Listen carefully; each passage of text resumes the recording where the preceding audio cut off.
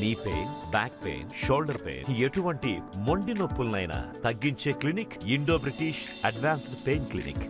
వర్ధన్నపేట ప్రజలకు, వరంగల్ జిల్లా ప్రజలకు మేమందరం అండదండలు ఉంటాం. కావ్య మంచి డాక్టరు, ప్రజలకు సేవ చేసేది, ట్రస్ట్ నుంచి చాలా సేవలు చేశారు. కేసీఆర్ గారు అందరం కలిసి నిర్ణయించాం, ఈవెన్ పెద్ద మెజార్టీతో మా బిడ్డను పెద్ద మెజార్టీతో గెలిపించవలసిందిగా నేను విజ్ఞప్తి చేస్తున్నాను. రౌతు బారేస్తారు, బీజేపీ వాళ్ళైనా కాంగ్రెస్ పార్టీ వాళ్ళైనా, అనేది తప్పులేదు. నా మీద కూడా ఇవాళ ఉదయం నుంచి అదే మోగుతాను. నేను పార్టీ వదిలిపెట్టే ముచ్చటే లేదు. ఈ పార్టీని కాపాడుకున్నందుకే సిద్ధంగా ఉన్నా. ఏ పార్టీలో పోయే ముచ్చటే లేదు. క్లియర్గా చెప్తున్నాం. టీఆర్ఎస్ పార్టీనే మళ్ళా అధికారాన్ని, బీఆర్ఎస్ పార్టీని అధికారాన్ని తీసుకొచ్చేందుకే ముందడబడి పనిచేస్తా. కార్యకర్తలకు ఈ కష్టకాలం నేను ఎన్నో చూశాను. ప్రతిపక్షంగా చాలామంది ప్రతిపక్ష ముఖ్యమంత్రులను కూడా చూశాను. చాలామందిని ఎదుర్కొన్నాను. నన్ను రాజశేఖర రెడ్డి ఎంత ఇబ్బంది పెట్టిందో మీకు తెలియదా? నా వర్ధన్నపేటను నువ్వు రాకపోతే ఎస్సీ రిజర్వేషన్ చేస్తా అన్నాడు. నీకు ఎక్కడ నిలబడకుండా చేస్తా అన్నాడు. పోతామే అనుకున్నా. నేను పోలే. ఎంపీగా ఉన్నప్పుడు నన్ను గుంజే ప్రయత్నం చేసిండు, ఎమ్మెల్యే ఉన్నప్పుడు గుంజే ప్రయత్నం చేసిండు. నేను పోలే. మళ్ళీ నేను పాలకుర్తి ప్రజలు నన్ను గెలిపించిన 3 సార్లు. ఎన్ని ఇబ్బందులు వాళ్ళు పోర్ చేసినా, ఎన్ని ఇబ్బందులు పెట్టినా రాష్ట్రం కానీ కేంద్రం కానీ పోయే ముచ్చట్లేదు. బీఆర్ఎస్ టీఆర్ఎస్ పార్టీలో ఉండి కార్యకర్తకు అండదండలు ఉంటారు. ఆయన ఎవ్వరో తెలియదు, ఆయన ముఖం కూడా తెలియదు. ఆయన మా ఊరు ఆడబిడ్డ కొడుకట, వాళ్ళ అమ్మ ఎరికే. ఆయన గురించే తెలియదు. ఆ ఫోన్ ట్యాపింగ్ నాకు తెలియదు కూడా తెలియదు. కావాలని నాకు నిన్న మొన్న కూడా తెలిసింది. ఆయన ఫోర్స్ చేసి నా పేరు ఇరికేయాలనే ప్రయత్నం చేస్తాను. ఆయన ఆయన ఆయన చెప్పిండట వాళ్ళకు. నాకు ఆయన ముఖం తెలియదు. ఆయన ఊరు, మా ఊరు, మా అమ్మమ్మ ఊరు పర్వతగిరి, అంతే తప్ప నాకేం సంబంధం లేదని ఆయన క్లియర్గా చెప్పిండట. కావాలని ఫోర్స్ చేస్తున్నారట నా పేరు పెట్టాలని. దేనికైనా ఎదుర్కొందానికి సిద్ధంగా ఉన్నాను. నేను వాస్తవంగానే చెప్తున్నా కదా. నేను దాంట్లో నాకు ఏ సంబంధం కూడా లేదు. బంధువు కాదు, మా ఊరు. మా బంధువు అయితే నీకు తెలియదా? మా ఊర్లే. మా బంధువులంతా ఎక్కువ మేచిరాజపల్లిలో ఉంటారు, కళ్ళల్లో ఉంటారు. మేము పర్వతగిరికి మేషనూళ్ళ సంబంధం మాకు. పర్వతగిరిలో పెద్ద బంధువులు ఏమి లేరు. అంతా మా కులపోళ్ళు ఉన్నారు. నాన్న ఇల్లుటం వచ్చింది. అది నాకు కూడా తెలియదు. అది నాకు కూడా తెలియదు. ఉన్న ప్రామిస్ చెప్తాం, మాకు సంబంధం లేదు. ఆయన ఇంతవరకు నాకు పరిచయం కూడా లేదు. పోయేటోళ్ళంతా కూడా ఏదో తప్పు చేసి ఉండి రాష్ట్ర ప్రభుత్వంతో ఎక్కడుండో వేరే ప్రభుత్వాలతోటి అండ తీసుకున్నందుకు పోయేటందుకే అవకాశం ఉంటుంది అనేది నాకు రాజకీయంగా ఉన్న అనుభవం మీద చెప్తున్నా. కానీ ప్రజలు మారరు. ప్రజలు క్లియర్గా 100 రోజుల పరిపాలన లోపల ఫెయిల్యూర్స్ను రివ్యూ చేసుకుంటున్నారు.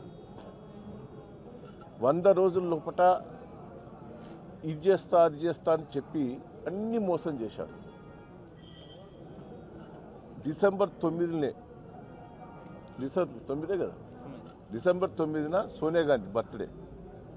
ఆ రోజు మొత్తం చేస్తా అని ఎలక్షన్ల ముందు హామీలు ఇచ్చారు.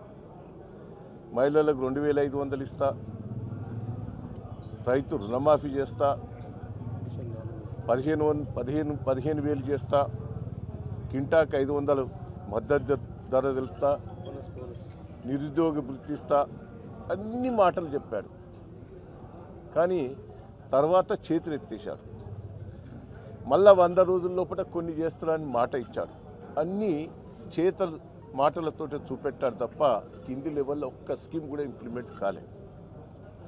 మళ్ళా 3 నెలల దాకా ఎన్నికల కోడ్ అంటే ఎన్నికల కోసమే డ్రామా చేశాడు. ఇలా కేసీఆర్ గారు చెప్పిన స్కీమ్స్ కూడా ఇంప్లిమెంట్ చేస్తలేడు. జరిగిన గతంలో దళిత బంధు మేము మొదలుపెట్టాం, దాన్ని క్లోజ్ చేశాడు. గొర్రెల పంపిణీది క్లోజ్ చేశాడు. అదే బీసీ బంధు క్లోజ్ చేశాడు. అదే తిరిగా మన రైతు బంధు దాన్ని కంటిన్యూ చేయక క్లోజ్ చేశాడు. మేము ₹1,00,000 రుణమాఫీ కూడా దాదాపు 80% చేశాం, దాన్ని క్లోజ్ చేశాడు. అంటే కేసీఆర్ గారు చెప్పిన స్కీమ్స్ కూడా ఆ ఇంప్లిమెంట్ చేసే పరిస్థితిలో ఇలా రేవంత్ రెడ్డి గారు లేరు. ఆయన చేసిన హామీలు ఒక్కటి నిలబెట్టుకోలే. ఓ తెల్లారే కళ్యాణ లక్ష్మి చెక్కులు ఇవాళ చాలామంది ఎమ్మెల్యేలు గెలిచిన వాళ్ళు పంచుతారు. నేను ఒకటే అంటున్నా, అది ఎవరి స్కీమ్? అది దానికి నువ్వు తులం బంగారం పెట్టి ఇచ్చినప్పుడే నీ స్కీమ్గా నువ్వు చెప్పుకునే అవకాశం ఉంటుంది. ఇట్లా మోసం చేసేందుకే రేవంత్ రెడ్డి గారికి మొదటి నుంచి కూడా అలవాటు. మాయ మాటలు చెప్తాడు, అబద్ధాలు నిజంగా పలుకుతాడు, నిజాల్లో అబద్ధాలుగా మాట్లాడే తెలివి ఉన్న రేవంత్ రెడ్డి గారు అందరినీ ఇబ్బంది పెట్టి గుంజుకునే ప్రయత్నం కూడా చేస్తున్నాడు, బ్లాక్మెయిల్ చేసే ప్రయత్నం చేస్తున్నాడు. ప్రజలు ఇవాళ క్లియర్గా ఉన్నారు. కేసీఆర్ గారు 10 ఏళ్ళు చేసిన స్కీమ్స్ రివ్యూ చేసుకుంటున్నారు. నీళ్లు లేవు, కాళేశ్వరంకు ఆ వంక పెట్టావు, దేవాదులో మొత్తం బంద్ పెట్టావు, మొత్తం పంటలు ఎండిపోతానే. ఎవరు దీనికి కారణం? మీ కోఆర్డినేషనే. ఎంత ఎండలల్లో కూడా నీళ్ళు ఇచ్చిన మహానుభావుడు కేసీఆర్ గారు. 9 ఏళ్ల బట్టి నీళ్లు కంకణం కట్టుకొని ప్రతి ఎకరం పారిచ్చాడు. ఈరోజు మొత్తం ఎండిపోతున్నదంటే ఎవరికి కారణం? ఇలా వాగులలో నీళ్ళు లేవు, బాయిలలో నీళ్ళు లేవు, బోర్లలో నీళ్ళు లేవంటే నువ్వు చెర్లు నింపలే. చెర్లు నింపితే బాయిలలో నీళ్ళు ఉండేది, బోర్లలో నీళ్ళు ఉండేది, మొత్తం కూడా సస్యశ్యామలు ఉండేది. మొత్తం వరంగల్ జిల్లా ఇలా మొత్తం ఎడారిగా తయారైంది. మేము ఒకటే అంటున్నాం, దీనికి కారణం మీరు కాదా? దేవాదులు లిఫ్ట్ చేయక మొత్తం ఎడారి చేశావు. కాళేశ్వరం 86 పిల్లర్స్ ఉంటే 3 పిల్లర్స్ దెబ్బతింటే కావాలని నీళ్ళు ఆపావు. వీటినన్నిటికీ బాధ్యత వహించాలి. ఆ రైతులకు నష్టపరిహారం కూడా ఎకరాన 20,000 ఇవ్వాలనేది మేము డిమాండ్ చేస్తున్నాం. నేను కార్యకర్తలకు కూడా నేను రిక్వెస్ట్ చేస్తున్నా, ధైర్యంగా ఉండండి, ధైర్యంగా ఉండండి. ఏదో లీడర్లు పోయినంత మాత్రాన మీరు ఇబ్బంది పడొద్దు. మీ వెనక మీ అందరం ఉంటాం. మీకు ఏ కష్టం వచ్చినా ఆదుకుంటాం. తప్పుడు కేసులు పెట్టే ప్రయత్నం కూడా చేస్తారు. మేము పోలీస్ స్టేషన్లో కూర్చొనైనా ధర్నా చేస్తాం.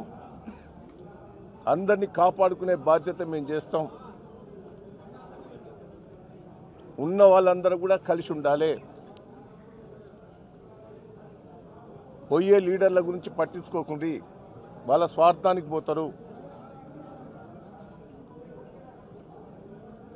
టీఆర్ఎస్ పార్టీ, బీఆర్ఎస్ పార్టీ ఉన్నప్పుడే మనకు వరంగల్ జిల్లా సస్యశ్యామలమైంది. అప్పుడేదో కొత్త ఆశలకు పొరపాటున ఓటేశారు ప్రజలు. ఇప్పుడు అందరూ రియలైజ్ అవుతారు. ఏదో 2 లక్షల రుణమాఫీని ఆశ పెట్టారు, లేనిపోయిన ఆశలన్నీ పెట్టారు. కానీ ఇప్పుడు రియలైజ్ అవుతున్నారు. ఇంకా 6 నెలల లోపలనే ఘోరమైన పరిస్థితి వస్తుంది. నేను కార్యకర్తలకు, ప్రజలకు విజ్ఞప్తి చేస్తున్నా, ఒక సీనియర్ నాయకునిగా నేను విజ్ఞప్తి చేస్తున్నా, టీఆర్ఎస్ పార్టీని, బీఆర్ఎస్ పార్టీని మనం కాపాడుకుందాం. నాయకులు, కార్యకర్తలు మనం చాలా చూసాం. తెలుగుదేశం ఓడిపోయింది ఒకసారి. ఓడిపోయినంత మాత్రాన ఎన్టీ రామారావు ఎన్నో స్కీమ్స్ చేశాడు. అసలు ₹2 కిలో బియ్యం ప్రవేశపెట్టాడు, పెన్షన్ విధానం ప్రవేశపెట్టాడు, మహిళలకు సమాన హక్కు కల్పించాడు. ఇవన్నీ చేసిన ఎన్టీ రామారావునే అప్పుడు ఓడగొట్టిడు, కొత్త ఏమన్నా ఆశ వస్తే అని. మళ్ళా కాంగ్రెస్ పార్టీ ఫెయిల్యూర్ అయినాక ఎన్టీ రామారావు గారిని 260 సీట్లతో గెలిపించారు.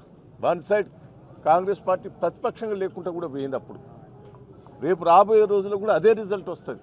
మరిన్ని వీడియోస్ కోసం ఛానల్ ని సబ్స్క్రైబ్ చేయండి. లేటెస్ట్ అప్డేట్స్ కోసం వాట్సాప్ ఛానల్ ని ఫాలో చేయండి. అండ్ లింక్ డిస్క్రిప్షన్ లో ఉంది.